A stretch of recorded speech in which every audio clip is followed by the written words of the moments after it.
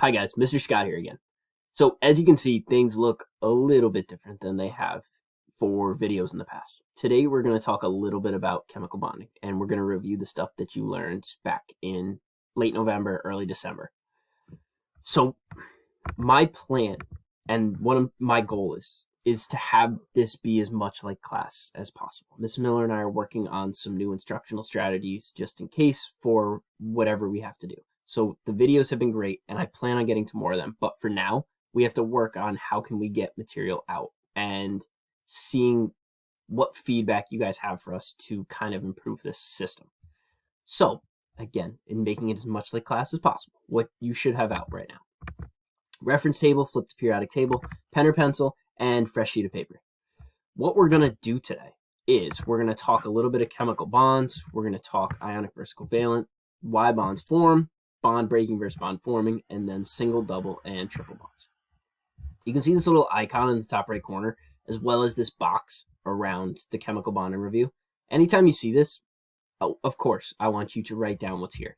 But just like you listen to me in the last minute or so that I've been talking, when you see this, write down. I don't want you to immediately start writing everything down verbatim.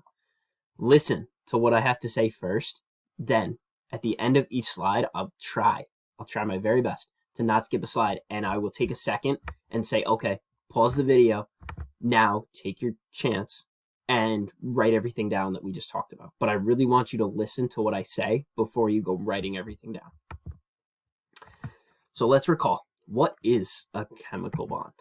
So when valence electrons are shared between atoms, that's your covalent bond, or when electrons are transferred from one atom to another. That's valence electrons when they're transferred from one atom to another. That's an ionic bond. You've seen this before. It's nothing new. Just reiterating it. I told you we'd sprinkle in some metallic bonding. I put it in the first slide. So metallic bonding is due to mobile electrons in a metal. Mobile electrons or mobile particles, whatever you prefer. Again, particles always works for an answer, so don't forget that. Then I have a little picture here that's slightly off the screen. And so you can see on the left, there's an ionic bond, and the electron has been totally transferred from the atom on the left to the atom on the right in the bottom when they've bonded together. Whereas for a covalent bond, the electrons are shared between the two molecules, between the two atoms to form a molecule. We'll talk a little bit more about that as we go on. So chemical bonds, we're going to start with really specifying and going deeper into ionic bonds. Ionic bonds must be between a metal and a nonmetal. The electrons are transferred between a cation, a positively charged ion, and an anion, which is a negatively charged anion. An anion is a negatively charged ion.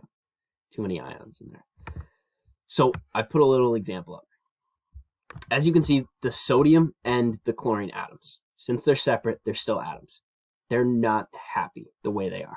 They would be much happier if they could obtain a full octet, which we'll talk a little bit more about in why do bonds form. But for now, they're unhappy because they're not stable. So what happens? The sodium donates that electron and the chlorine accepts that electron. And you end up with a happy compound where the sodium has a plus charge and the chlorine has a minus charge. Why does the sodium have a plus and the chlorine have a minus? Because the electron, this red electron, was transferred over to the chlorine, fulfilling its octet. And you'll remember that sodium has another energy shell where there's 8 electrons. So sodium now has a full octet as well. These 3 lines mean equals. It's college talk for equals.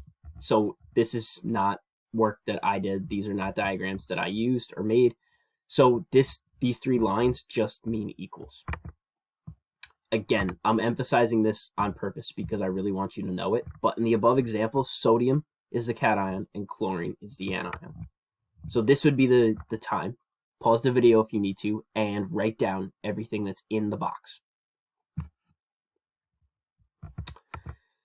And moving on. Next, we're going to talk a little bit about covalent bonds. A covalent bond is a bond between one nonmetal and another nonmetal. So that's 2 nonmetals bonded together. You recall these electrons are shared between the 2 atoms. So we talked a little bit about that earlier, and you talked about that earlier in the year. But it's really key that you know the difference between transferred and shared. For covalent, it's shared electrons between the 2 atoms. These compounds are actually called molecules. So that's another important thing to know. Again, another picture here. So clearly, these two chlorine atoms, separate atoms, are not happy when they're not together. They're not stable, and that's why we have diatomics, because these chlorine atoms, they really want to react with something, and when they're reactive, they're not stable. So when they bond together, that helps them out, and they become not only happier, but more stable. So in the reaction, each chlorine atom shares one electron each, and you end up with your diatomic Cl2, or Cl bonded to Cl. As you can see, they're much happier, and there's a single bond between both of the chlorine atoms here. In the above example, the chlorine atoms share one electron to fill their octets, making them more stable. So again, this would be the time. Pause the video if you need to. Write everything down that's in this box. Again, if you ever have questions, please ask Mrs. Miller or I. We're always here to help you guys. Bond formation. Why is it that atoms of elements form bonds? So I've talked a little bit about it in the stability and all of that. So that's what we're going to get into right now. Atoms bond together to obtain a full octet of valence electrons. The outermost shell is your valence electrons. And so to have a complete outermost energy level, that's what makes them stable and makes the compounds happy. Like I talked about, the valence electron is the electrons in the outer shell of an atom. And the bonds form together because it makes them happier, more stable. As you can see in the example here, this is exactly what we talked about in the ionic bond slide. And so the sodium atom has its 11 protons and 12 neutrons. But in this picture, you'll notice that it has 2, 4, 6, 8, 10. It has 10 electrons. So that means that it has lost an electron, and therefore the chlorine has then gained an electron, which is making them both stable because it fills their outermost valence shell, or their outermost energy level, and it fills their 8 valence electrons. So let's talk a little bit about bond breaking versus bond forming. When a bond is formed, energy is released and the product is more stable, aka happier. So I've said this before, but it's important to know that the process is known as exothermic. Why is it exothermic? Because energy is being released. So this is factoring in a little bit more review from your thermodynamics unit earlier on in the year. Exothermic and endothermic.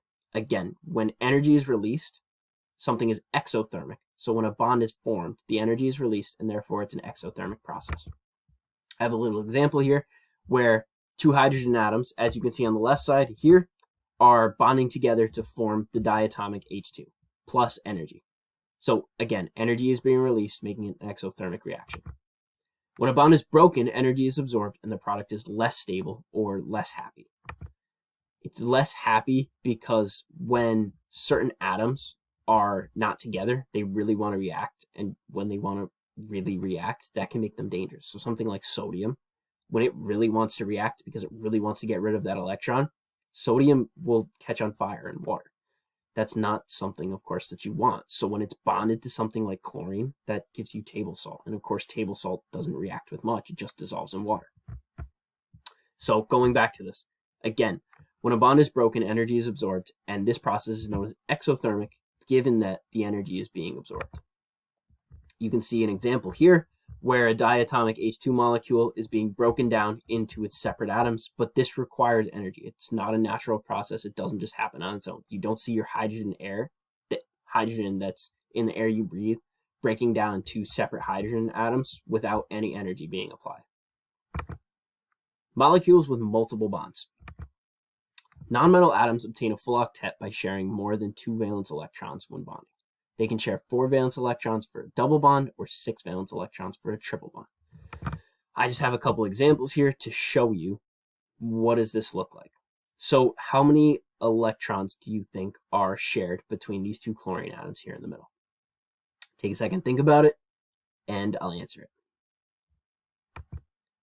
As you can see, I have an arrow going to that bond, and there are 2 valence electrons shared here. So one single line involves 2 electrons, both contributed by each of the carbon atoms. If you watched we'll talk more about carbon in the future. Let's just say that. Here you can see a double bond. So how many electrons are shared between a double bond?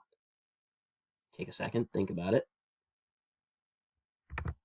Yes, as you can see in the little sentence that I have up here, there are 4 valence electrons shared in a double bond. So there's 2 electrons shared on either side of this bond. And of course, they're being shared between the molecules because they are covalent.